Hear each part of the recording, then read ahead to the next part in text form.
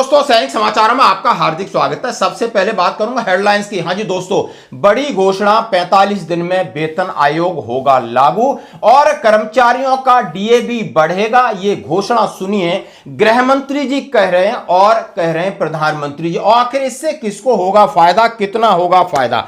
और दोस्तों बात करूंगा रक्षा मंत्री जी का ऐलान, यानी हमारे जवान दुनिया के ताकतवर हैं। उन्होंने दिखा दिया है कि हमसे यदि आप भिड़ोगे तो हम आपको नेस्ता नाबूद कर सकते हैं। हमने थोड़ा रहम कर दिया था।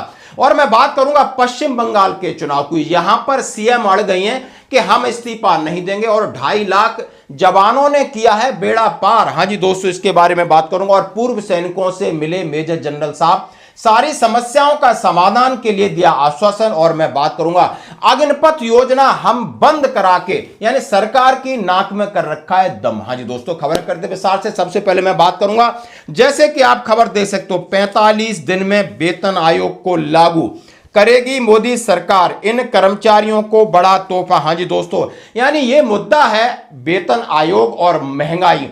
इस मुद्दे को अभी भारतीय जनता पार्टी ने दोनों हाथों से पकड़ा है। लगातार फायदा होता जा रहा, क्योंकि आपको दिल्ली चुनाव जितवाया, उसके बाद आपको बिहार का चुनाव जितवाया और उसके बाद पश्चिम बंगाल में आपने इसकी घोषणा की, आपको फायदा हुआ। क्योंकि सरकार समझ चुकी है कि रीढ़ की हड्डी होती है कर्मचारी। हाँ जी दोस्तों, उसको यानी आपका एसआईआर हो या वोटिंग मैनेजमेंट हो, सारी व्यवस्था उसके हाथ में होती है और वो कहीं आप समझ सकते हो ऊपर से नीचे कर सकता है। तो उन्होंने कहा है कि जो पहले आश्वासन दिया था कि जैसे ही पश्चिम बंगाल में भारतीय जनता पार्टी की सरकार बनेगी, हम आपको 7वां वेतन आयोग लागू करेंगे और केंद्र सरकार के समझ जितना बराबर है आपको डीए लागू करेंगे। और इसकी घोषणा गृह मंत्री जी ने कल कर दी। सभी सरकारी कर्मचारियों व पेंशन भोगियों के लिए डीए सुनिश्चित किया जाएगा और 45 दिन के अंदर ही 7वें वेतन आयोग को लागू कर सभी कर्मचारियों का सम्मान करने का काम नई बनने वाली भारतीय जनता पार्टी की सरकार करेगी। साथ ही उन्होंने कहा 8वां वेतन आयोग और डीए हमारा रुका हुआ है और इनका रुका हुआ 10 साल का डीए देने के लिए सरकार ने 2 कदम आगे बढ़ा दिए। लेकिन 18 महीना डीए एरियर ये केंद्रीय कर्मचारियों का है और ये स्टेट के चुनाव पर असर पड़े न पड़े, 2029 के चुनाव पर असर पड़ेगा। हाँ जी दोस्तों, साथ ही 8वें वेतन आयोग को लेकर ये क्या कह रहे हैं, केंद्रीय कर्मचारियों को 8वें वेतन आयोग की सिफारिशों का बेसब्री से है इंतजार। इस वेतन आयोग का ऐलान पिछले साल जनवरी में कर दिया था। समिति गठन नवंबर में हुई और इस समिति को 18 महीने में सिफारिश देने की डेडलाइन सौंपी है। लेकिन दोस्तों काम चल रहा है, मीटिंग चल रही है, मेमोरेंडम बन रहा है, टर्म्स ऑफ रेफरेंस निकल गया, ये काम है। लेकिन कितना फायदा सरकार देगी ये बात अलग है। लेकिन सरकार वेतन आयोग और महंगाई के मुद्दे को लेकर काफी संजीदगी से इस कहते ना ट्रम्प कार्ड खेल रही है और उत्तर प्रदेश में भी इसी तरीके का आपको 2027 में मिलेगा।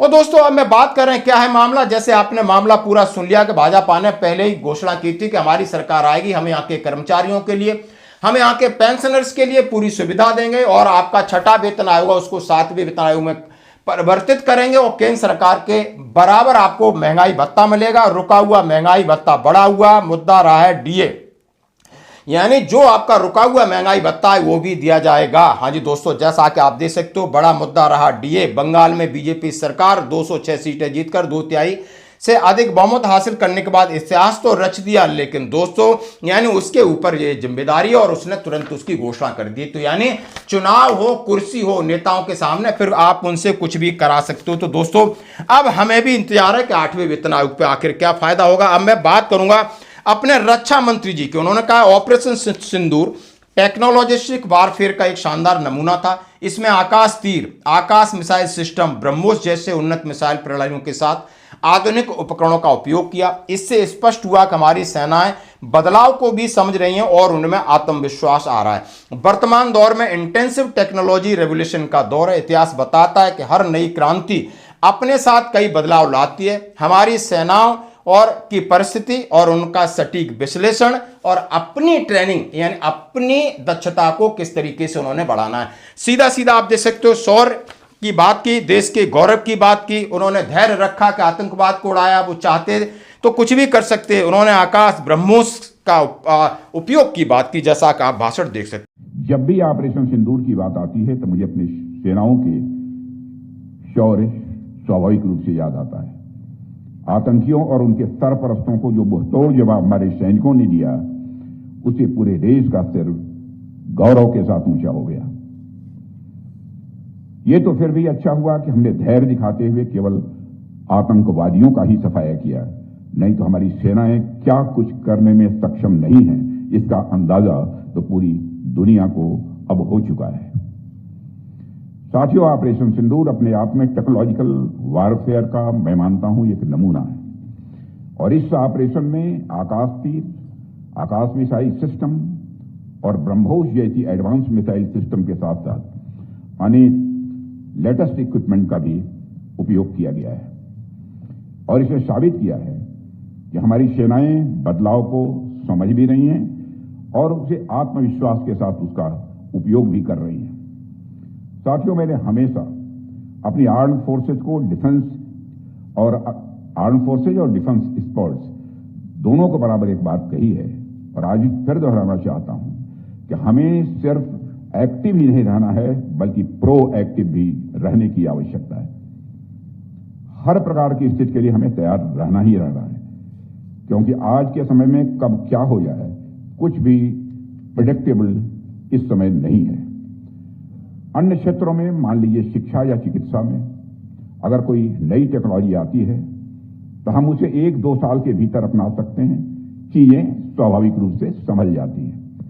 लेकिन डिफेंस के क्षेत्र में अगर हम यह सोच लें कि 1 साल बाद इस नई चुनौती से निपटने का उपाय हम सोचेंगे, तो यह सोच हमारे लिए निश्चित रूप से घातक सिद्ध होगी।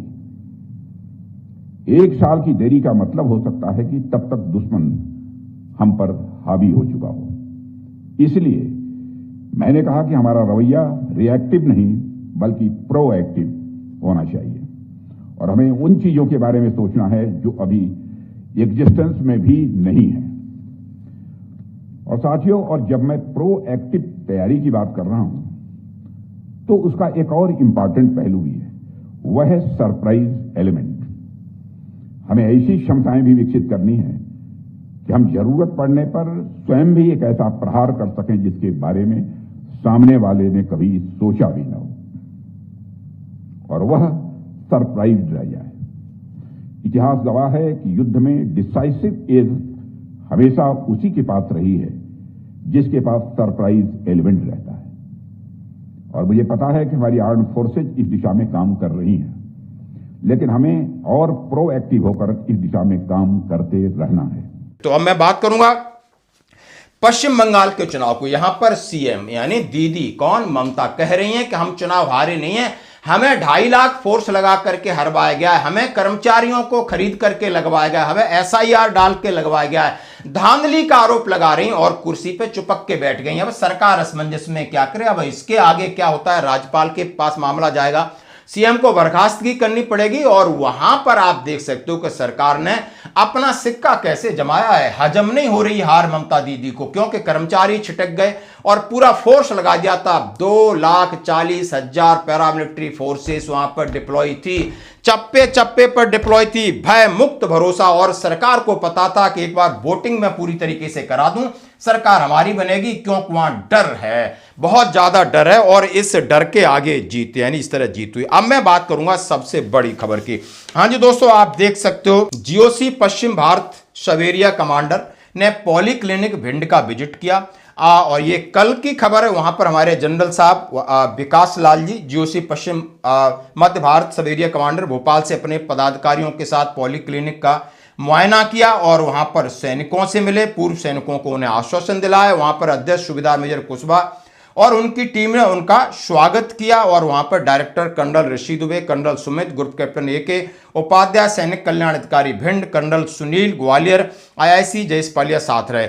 और वहां पर कई हमारे पूर्व सैनिक थे, उन्होंने स्वागत किया, एक मोमेंटो भेंट किया, अपनी समस्याओं से अवगत कराया कि आखिर पॉली क्लिनिक यानी ECHS में क्या क्या समस्याएं, कैंटीन के क्या क्या समस्याएं। और आपने विगत दिनों में देखा होगा ये सूबेदार मेजर राकेश सिंह कुशवाहा, इन्हीं से एक TI का झड़प हुई थी, बहुत सारा आंदोलन हुआ था, इनको गाली गलौज किया था, उसका फिर वहां से ट्रांसफर कराया गया, और वहां का एक सम्मानी व्यक्ति हैं, और इनको वेटरन्स अचीवर अवार्ड से सम्मानित किया गया था। तो आप ये देख सकते हैं।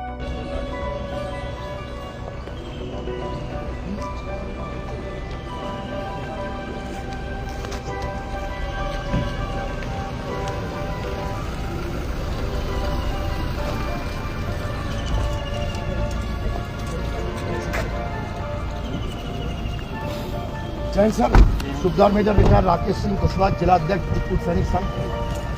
सर बढ़िया सर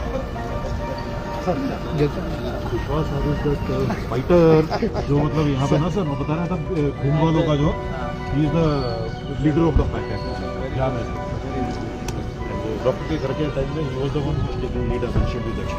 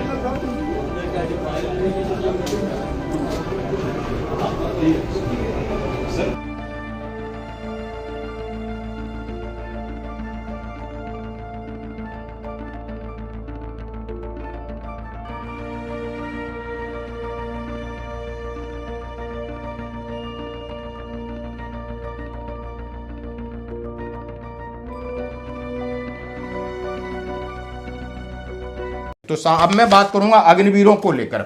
एक तरफ अग्निपथ योजनाओं को लेकर बड़ी बड़ी बातें की जा रही, बड़े बड़े वादे किए जा रहे हैं कि आप कितने रिटर्न होंगे, यानी इनकी एक परीक्षा है 2026 में। लेकिन 4 मई देहरादून उत्तराखंड में अग्निपथ योजना के खिलाफ चल रहे उत्तराखंड कांग्रेस के पूर्व सैनिक विभाग राज्यव्यापी आंदोलन के चौथे चरण का शुभारंभ देहरादून स्थित कांग्रेस मुख्यालय राजीव भवन से किया और इसको पूर्व मुख्यमंत्री हरीश रावत ने आंदोलन रथ यात्रा को हरी झंडी दिखाकर रवाना किया। वहां पर कई पूर्व सैनिक हैं जो इकट्ठे होकर के कह रहे हैं कि देश के लिए काफी घातक है अग्निपथ योजना, यानी अग्निवीर योजनाओं को परमानेंट किया जाए और इस तरीके का जो सेना के अंदर प्रयोग किया गया इसको खत्म किया जाए। दोस्तों आज की खबरों में इतना ही, बने रहिए हमारे साथ, धन्यवाद।